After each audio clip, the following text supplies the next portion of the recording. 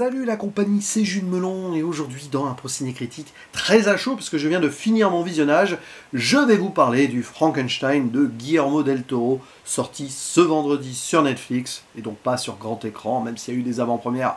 Moi je l'ai découvert sur ma petite lucarne et on peut le dire, on l'attendait avec impatience celui-ci. D'ailleurs j'avais préparé l'événement avec plusieurs rétrospectives vidéo d'adaptation célèbres au cinéma du roman de Mary Shelley, très séminal dans le domaine de la science-fiction et de l'horreur. Eh bien on en arrive là, et on peut le dire d'emblée, Guillermo del Toro réalise un de ses rêves là, puisque ça fait presque 20 ans qu'il voulait faire sa propre adaptation de ce récit en mode un peu Paradise Lost de John Milton. C'est en effet le cas. Netflix lui avait déjà permis de faire quelque chose d'assez spécial, son Pinocchio en stop motion. Peut-être qu'un jour, grâce à Netflix ou autre, il nous fera ces montagnes hallucinées à lui, le roman de Lovecraft. Il se teste peut-être là en montrant non pas le pôle sud, mais le pôle nord. Allez savoir. Au casting pour interpréter le docteur, le savant fou, le créateur de Victor Frankenstein, nous avons Oscar Isaac, tandis que sa version jeune est interprétée par Christian Convery, tandis que la créature est jouée par le très grand Jacob Elordi. Ça colle très bien dans l'idée. À la base, ça devait être Andrew Garfield. D'ailleurs, finalement, je pense qu'on y gagne au change. Mia Goth est là aussi dans le rôle d'Elisabeth, évidemment celle que Victor va convoiter, même si c'est peut-être plus subtil ici ou pas, je vous laisse seul juge pour l'instant. Elle joue aussi la mère de Victor, un parallèle intéressant, nous y reviendrons.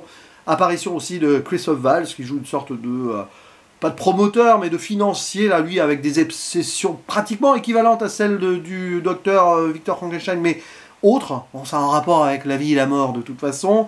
Félix Kammerer qui interprète le frère William, Lars Mikkelsen dans le rôle de ce capitaine de bateau que l'on voit donc sur le pôle Nord, et des apparitions très fortes et marquantes de Charles Dance qui joue le père de Victor, et de David Bradley dans la peau de cet homme aveugle qui va rencontrer la créature. Si vous avez lu le bouquin, pas de surprise, et si vous avez vu aussi d'autres adaptations, c'est la même chose. Et oui, en soi, je peux faire un synopsis si vous voulez, quand même.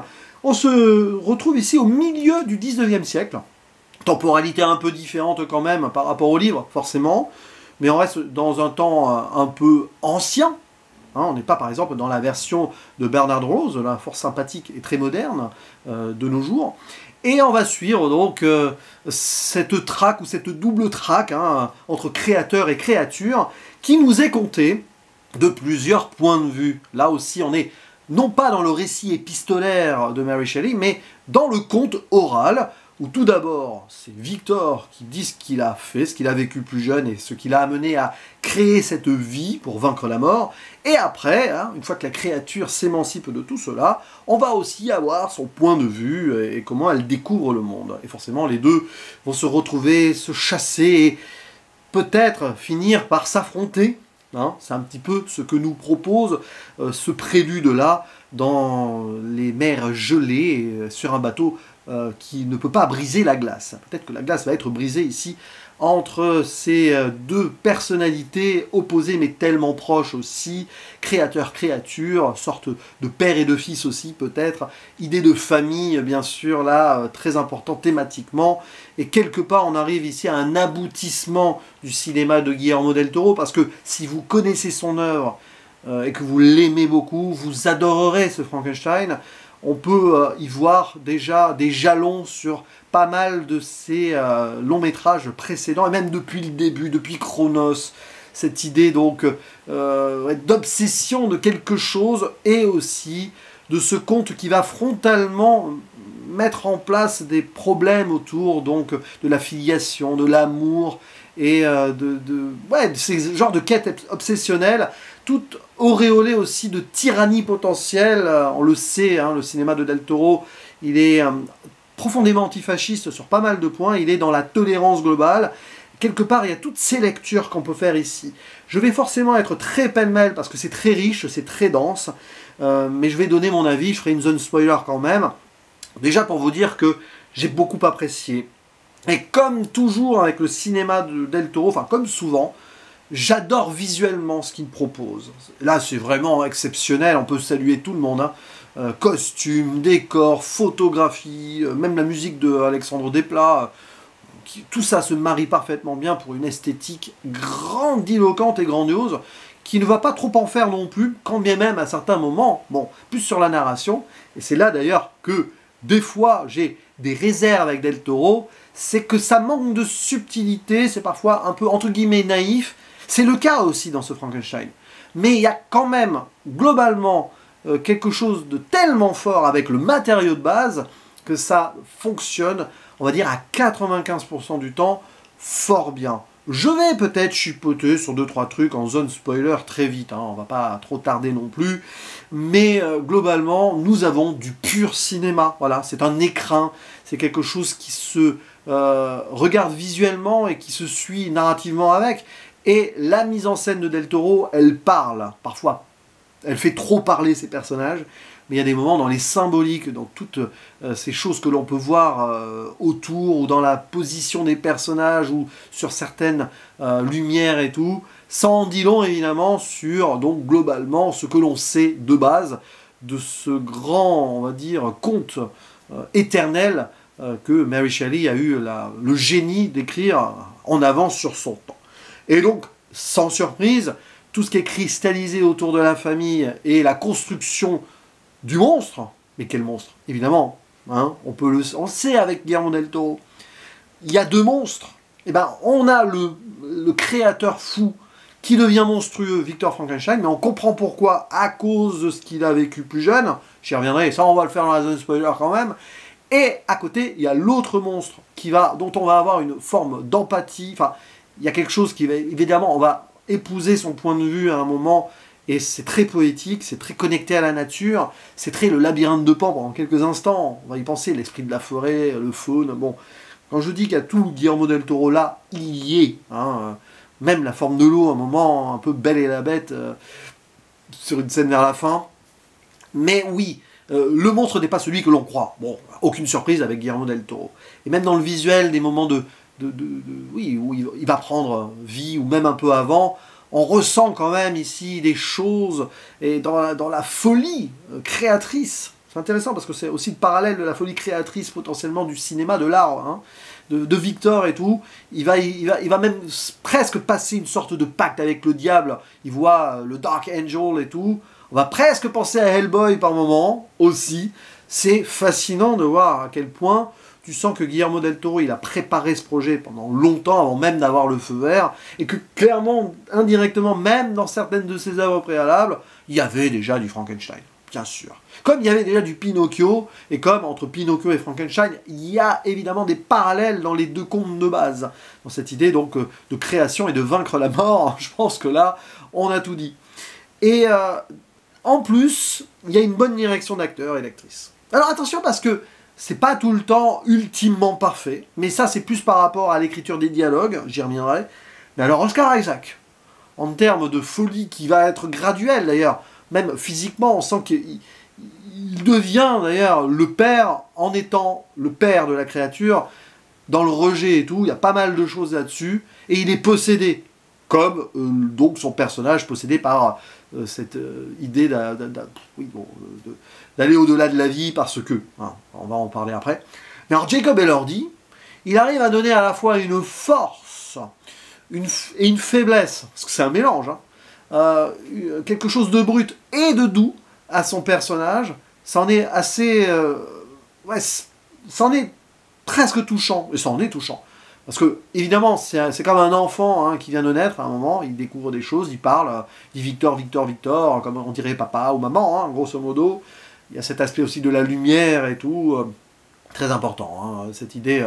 D'ailleurs, en VO, faut le voir en VO, ça, pour bien l'avoir, mais la non-subtilité et la subtilité en même temps du Look the sun, my son, the sun, voilà, ça se prononce pareil, hein, le soleil ou le fils en anglais, dans les premiers moments de vie de la créature où son créateur a l'air tout doux, mais très vite, la dualité va se mettre en place. Il y a quelque chose d'assez formidable. D'ailleurs, la dualité, elle est aussi dans, on va dire, l'atelier, le laboratoire du savant fou, avec cette tour immense qui va tutoyer le divin, bien sûr, mais aussi les oubliettes en dessous, l'underground, où on va enchaîner le monstre.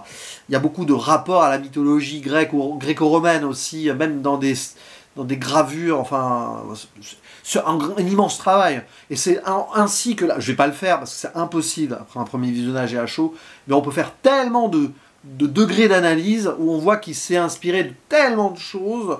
Mais bon, c'est comme tous ces contes, hein, tous ces mythes, tout finit par se croiser. Même dans le bouquin de Mary Shelley, vous pouvez trouver des choses. Donc c'est formidable.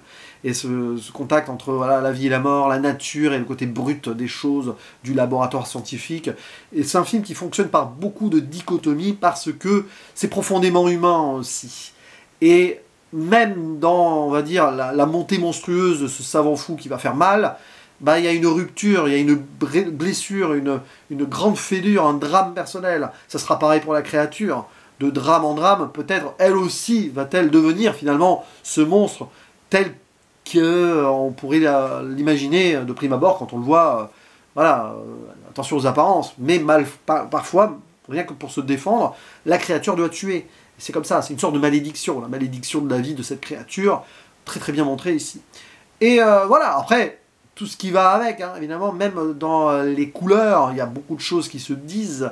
Le langage visuel de Del Toro, très gothique, très Edgar Allan Poe, moi j'y pense beaucoup, notamment au début, le père en noir, la mère en rouge, avec ses idées de scaphandre là, funéraire, bien évidemment, hein, c'est le roi du gothique au cinéma, quelque part, Del Toro, et enfin, un autre gothique que Tim Burton, mais on a les deux branches ici du gothique cinématographique, et c'est magnifique, même donc ces endroits, hein, que ce soit la maison de Victor, mais surtout le laboratoire.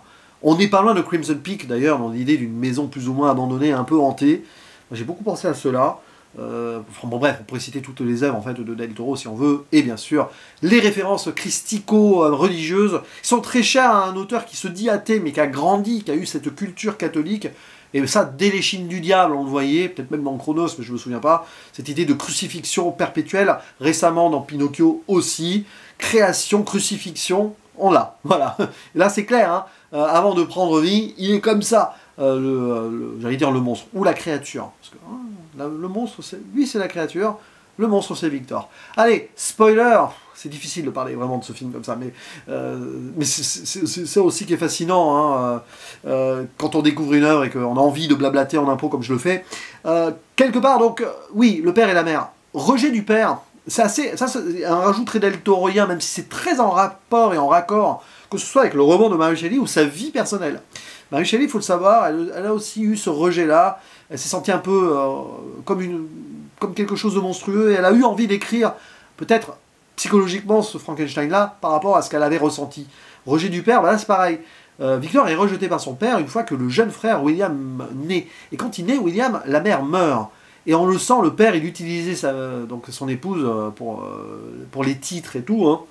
C'est comme si, en naissant, William l'avait libéré du fardeau de son épouse. C'est d'une violence terrible. Et Victor, il voit ça, il était proche de sa mère. Très terrible. Hein. Alors, et que après la mort de sa mère, plus rien n'est comme avant. Pourtant, il doit devenir le père. Il va devenir le père en étant ce scientifique-là. Mais après, il va se battre en voulant donc prendre son émancipation du père et en faisant vraiment les choses n'importe comment pour vaincre la mort dans l'obsession d'avoir perdu sa mère. Mais c'est exactement ce que va faire Victor. Il va reproduire les défauts du père. Et ça, c'est un trope assez évident dans beaucoup de films de cinéma, hein, comme ça, de tragédie familiale.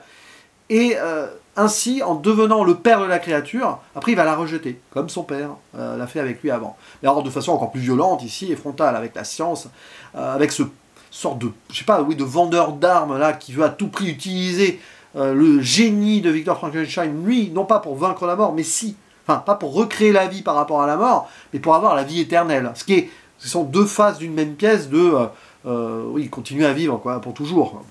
Ce délire-là, évidemment, cette quête de vie ultime ne peut mener qu'à la mort brutale, ou après un combat et un duel qui va les mener jusqu'au bout du monde, au pôle Nord, entre créateur et créature. Donc évidemment, le monstre Victor Frankenstein, il a été créé ainsi, très jeune, par la perte de la mère, par le rejet du père. C'est devenu une sorte d'orphelin qui a construit cette hubris en lui, et il a, pour être encore plus fort, voilà, là où le père a failli, lui, il va réussir. C'est-à-dire vaincre la mort. Et donc c'est pour ça que ça le pousse évidemment à faire cela. Alors, évidemment la scène de naissance derrière où il est à la fois doux et dur, avec sa créature. Ensuite, il y a le personnage Elisabeth où il voit sa mère, donc il y a un petit côté oedipien, pourquoi pas. Mais la créature, enfin, Elisabeth va plus être proche déjà de William, parce qu'ils vont se marier, hein, Elisabeth et William, le frère. Mais en plus, la créature, c'est-à-dire que Victor, il va être doublement jaloux, Elisabeth, il ne l'aura jamais. Et en plus, William ou la créature aurait été choisi avant lui, quoi. Hein. Et bon, évidemment, il y a cette scène où Elisabeth s'interpose et elle va mourir à cause de Victor, qui voulait tuer la créature. Bon, il y a tout un délire là, d'ailleurs, où Elisabeth et William meurent en parallèle en deux scènes. Et là, par exemple, c'est trop bavard. Voilà, c'est trop frontal dans ce qui est dit, alors que, en fait, dans un silence absolu ou en moins de mots, l'émotion aurait été beaucoup plus forte. C'était pas la peine de faire dire à William, à son frère, j'ai peur de toi depuis toujours, c'est toi le monstre. Nous, on le savait. Hein. Enfin, voilà, on le savait. Bon, il y a une sorte d'épiphanie là qui peut paraître un peu surécrite. Et ça, c'est le côté dramatique du conte naïf à la Del Toro par moment. On peut pardonner parce que ça colle parfaitement avec le récit littéraire global de toute façon. Et donc après voilà, tout ce qui va se passer, hein, blessures, violence, traque, et notre créature qui va prendre en main le récit au milieu, donc il y a un switch, non pas épistolaire, mais de conte, très bien géré ça, la créature débarque sur le bateau, elle va tuer son créateur, non, non, non, d'abord elle raconte son histoire. Et derrière, on voit donc ce qui est arrivé. Alors la scène d'émotion numéro 1, c'est avec l'homme aveugle qui lui apprend à lire avec la Bible, donc le rapport Paradise Lost, vous l'avez là de toute façon. C'est moins frontal et c'est bien géré. Il lui apprend à lire aussi un poème de Percy Bysshe Shelley, qui était l'époux de Mary Shelley, et c'est très drôle, hein, le poème Ozymandias, je crois, hein, c'est ça. Et d'ailleurs, le film se termine sur une citation de Lord Byron, qui était un des amis de Mary Shelley. Voilà. Donc, c'était d'ailleurs comme ça hein, que Frankenstein s'est écrit sur un pari un peu qu'ils se sont fait alors qu'ils étaient perdus en Suisse et qu'il neigeait dehors. Et la citation finale, ainsi le cœur peut se briser et cependant continuer de vivre. Bah oui, c'est magnifique ça. Et c'est là où ça déborde un peu aussi dans le surconte sur Del Toro. La Belle et la Bête, je crois que j'en ai parlé déjà, quand Elisabeth meurt, elle est portée, donc la Belle, par la Bête, hein, aux yeux des autres, la créature, avec ses pétales parce qu'elle a fait du mariage à côté, un peu de ralenti, tout ça. Oui, c'est tellement, mais c'est tellement bien, en fait, mais c'est peut-être un peu trop. Par moment, voilà, vers la fin, ça déborde un peu, que ce soit donc dans les dialogues ou dans ces visuels-là, mais on en revient après, hein, là où tout a commencé, sur le bateau, on finit, la rédemption, le pardon, my son, father, on y passe. Victor peut mourir en paix et dire à son fils, parce qu'il l'appelle ainsi, de vivre. Parce que ce qui doit être une malédiction pour lui, le fils, non. Ça sera, voilà, la vie. La vie peut être belle pour lui aussi. D'ailleurs, c'est comme ça que ça se termine, hein, le plan sur le lever de soleil. Là aussi, ça manque peut-être de subtilité, mais on voit le visage éclairé et très humain de la créature, plus humaine que jamais. Qu'à cette évolution-là, aussi physique, hein, avec les cheveux qui poussent, il y a pas mal de trucs intéressants. Cette créature aussi, esprit de la forêt, c'est le faune du labyrinthe de Pan, peut-être, mais pas dans la même quête, dans la même idée de guide. Il va devoir être son propre guide à un moment, après avoir vécu toutes ces épreuves et avoir vaincu ces étapes difficiles. Donc c'est quand même extraordinaire. C'est très évident, au niveau thématique là-dessus, c'est profond, mais c'est du déjà vu. Et parfois, ça aurait mérité peut-être un peu plus de distance sur l'écriture pure, donc de comment les paroles viennent dans la bouche des personnages. Ça, c'est parce qu'il adapte quelque chose de littéraire et qu'il aime beaucoup faire son conte aussi. Ouais, le labyrinthe de Pan, par exemple, c'est magnifique, c'est peut-être un de ses meilleurs films, mais parfois, il y a un peu ça. Bon, après, avec l'histoire de cette histoire-là, avec un enfant, enfin une fille, du coup, ça marchait peut-être mieux.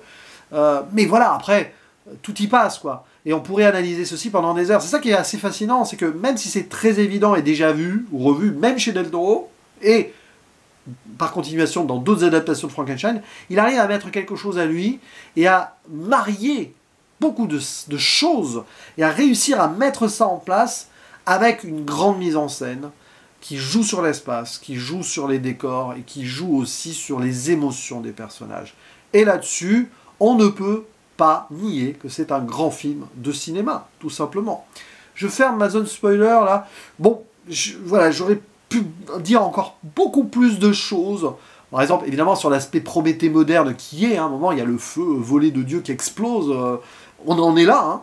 Il y a plein de petits trucs comme ça. Il y a des choses à voir aussi sur certaines gravures ou statues. Il y a des dessins aussi. Je crois que c'est Del Toro lui-même qui les a fait. C'est-à-dire que On peut aussi analyser sur le plan artistique, Del Toro serait une forme de Victor Frankenstein, mais qui lui a la dimension et le recul et le regard humain pour ne pas faire des erreurs de son créateur. Sa créature, c'est le créateur aussi. Hein. Tous ces personnages, cette histoire, c'est ses créations, c'est ses créatures.